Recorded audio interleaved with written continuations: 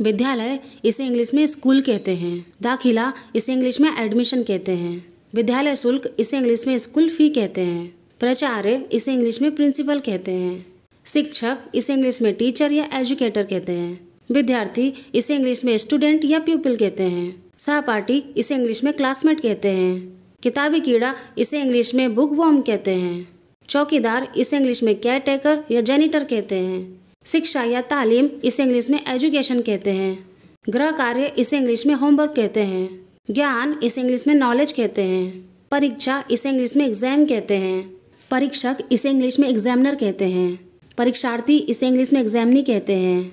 नकलची इसे इंग्लिश में कॉपीकैट कहते हैं। समय सारणी इसे इंग्लिश में टाइम टेबल कहते हैं। परिणाम इसे इंग्लिश में रिजल्ट कहते हैं। उत्तीर्ण इसे इंग्लिश में पास कहते हैं। अनुत्तीर्ण इसे इंग्लिश में फेल कहते हैं।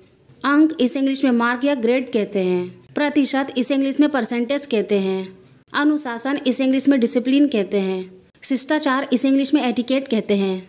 सजा या दंड इसे इंग्लिश में पनिशमेंट कहते हैं। शरारत इसे इंग्लिश में मिसचीफ कहते हैं। शरारती या नटखट इसे इंग्लिश में नॉटी या मिसचीफ्स कहते हैं। सख्त इसे इंग्लिश में स्ट्रिक्ट कहते हैं।